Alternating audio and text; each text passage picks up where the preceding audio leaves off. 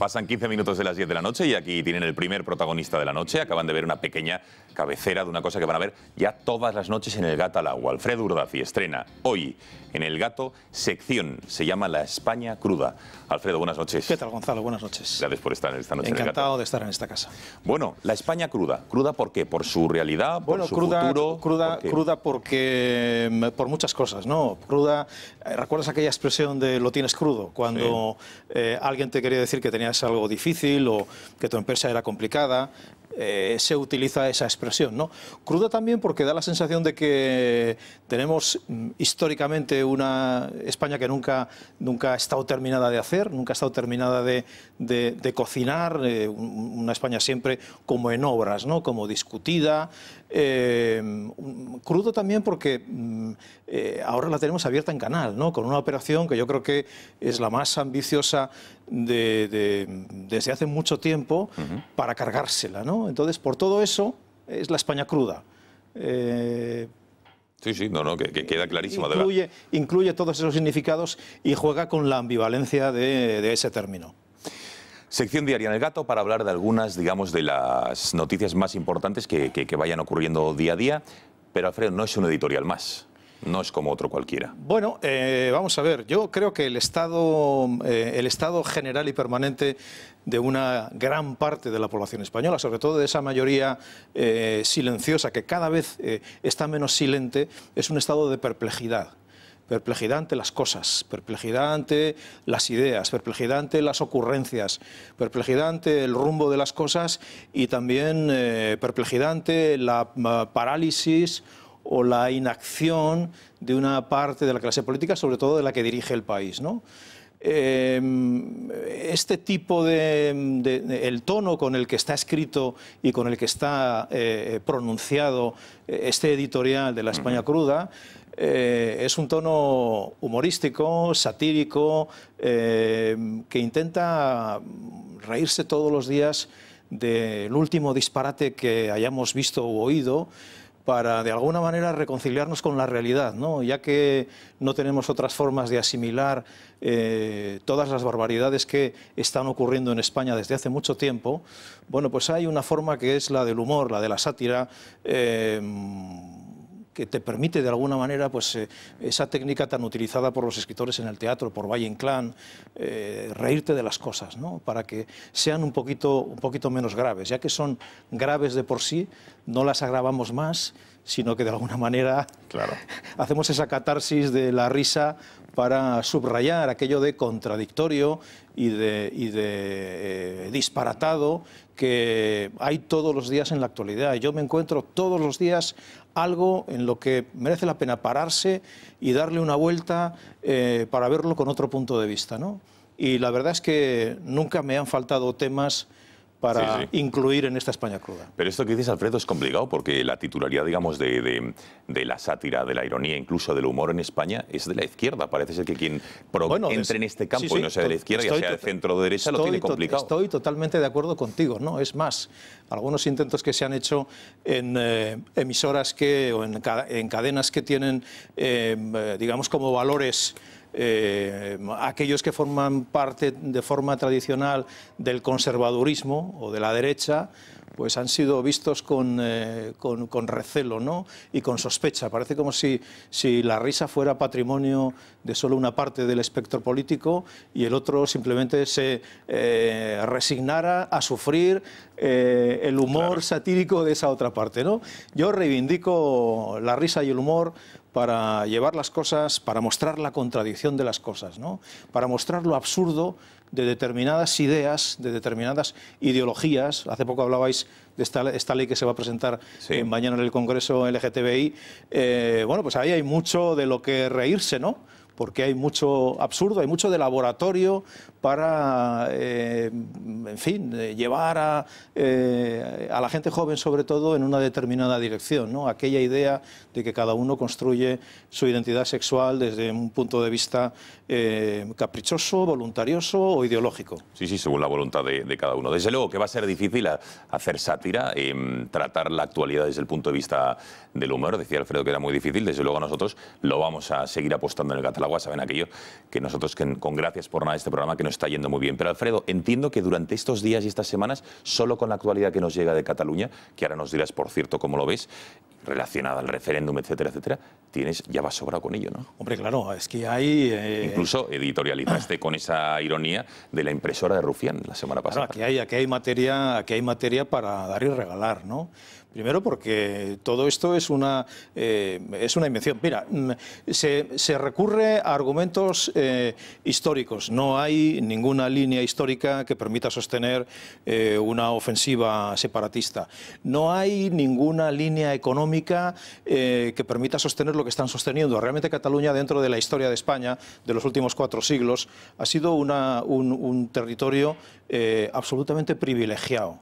Hay que recordar el proteccionismo, el famoso arancel Cambó, o incluso el tratamiento que la dictadura franquista le dio a Cataluña en el terreno económico. No hay tampoco ningún argumento cultural, es decir, el catalán nunca ha estado mejor tratado que en esta época de la historia de España. Hubo en el siglo XVII un momento en el que por unos días Cataluña fue francesa, ¿no? Salieron corriendo de aquella experiencia porque nunca Cataluña, sus derechos, los derechos, digamos, de los habitantes de Cataluña y el catalán fueron peor tratados que en la época en la que fueron parte de Francia, ¿no? Entonces, es todo un absoluto disparate. Los argumentos jurídicos que manejan no tienen ni pies ni cabeza. Las posiciones incluso van variando, ¿no? Un día escuchas a Puigdemont decir que esto se puede negociar y vamos a aplazar el referéndum durante unos años hasta cuando toque, ¿no? Ves a Colau cómo va variando. Un día es que sí, otro día es que no, mañana es que sí, pero no, y luego te doy las escuelas para que las manejes tú, de tal manera que la responsabilidad es tuya, ¿no? Es un absoluto disparate. Y luego tenemos la fortuna o la desgracia de que la Esquerra Republicana ha enviado a Madrid a lo que podríamos llamar 2 diputados de integración, que son lo más mendrugo que han encontrado en su clase política, que son el señor Tardá y el señor Rufián, ¿no? Sí. ¿Cuáles son los personajes, te iba a preguntar, Alfredo, digamos, de la clase política actual? ¿Has citado alguno de ellos? Por empezar por estos 2 últimos. También has citado a Rufián, Tardá, Colau, pero los que te pueden dar más juego, los que tienes, digamos, especial aprecio a la hora de hacer sátira o cargar irónicamente contra ellos. Da mucho juego Pablo Iglesias, del que yo en una conversación con un dirigente de su partido, este dirigente ya defenestrado o postergado o apartado, me decía, mira, Pablo Iglesias ha venido a la vida política a ligar. Y está cumpliendo plenamente su objetivo, ¿no? Pero vamos, concretos. Entonces, Pablo Iglesias da mucho juego, ¿no? Da mucho juego Ramón Espinar, ¿no? Con sus contradicciones, con sus hipocresías, con esto del famoso piso que consiguió a través de su padre para luego revenderlo con una plusvalía importante en una calle, la calle de Pasionaria, ¿no? O sea, todo al final te das cuenta de que parece un guión escrito, no sé, entre Valle Inclán y Mortadelo y Filemón, ¿no? Todo tiene grandes dosis de eso, de materia para mirarla con absoluta perplejidad y terminar riéndote de lo que estás viendo, ¿no? Estas gentes dan mucho juego, ¿no? Es verdad que, los partidos tradicionales yo creo que tienen otro nivel de seriedad, pero también tienen sus personajes que a mí, para este editorial, me han dado mucho. Por ejemplo, Pachi López fue un presidente del Congreso que estuvo durante unos meses aprendiendo el reglamento sin llegar a conocerlo de verdad, ¿no? Entonces también en aquella época nos dio unas tardes de gloria, en aquella época nos dio grandes tardes de gloria, ¿no? Bueno, en el Partido Popular también tiene los suyos, ¿no? Un Montoro, ¿qué podemos decir de Montoro? Esa especie de dentista, ese vampiro que permanentemente nos está robando el dinero y que además se ríe con esa risa cínica, disfrutona de estar metiéndonos en una presión insoportable, ¿no? ¿Ha tenido feedback o de cómo sienta este tipo de calificaciones, este tipo de descripciones que hace usted de la realidad de las personas a las que usted alude? Solamente porque entiendo que algunos de los que usted acaba de decir no les sentará demasiado. Solamente en una ocasión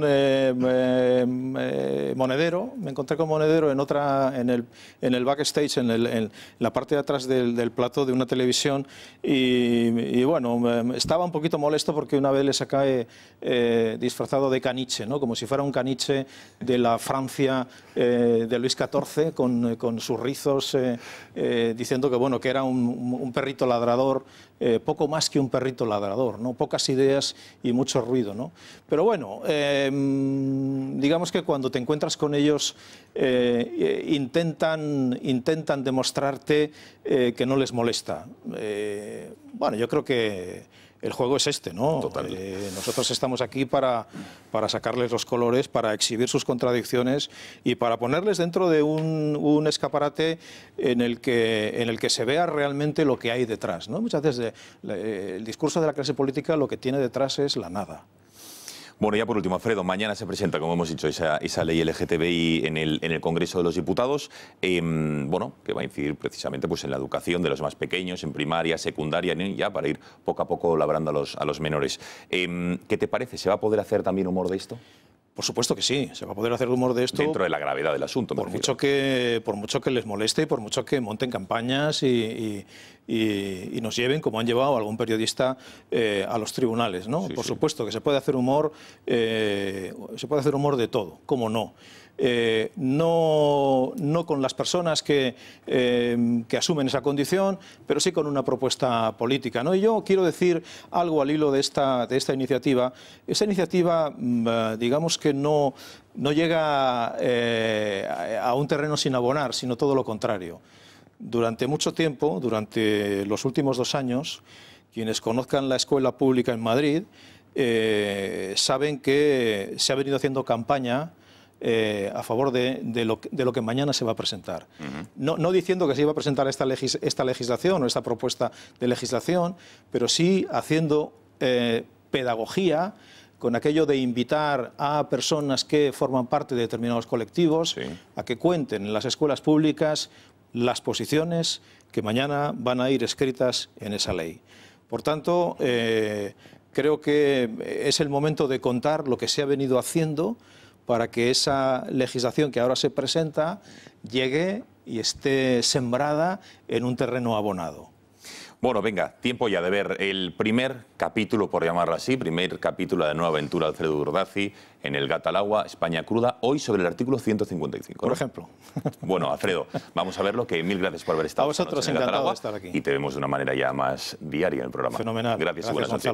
Si les parece, señores, vemos este primer editorial satírico, irónico de Alfredo Urdaci en El gato sobre el artículo 155. Disfruten.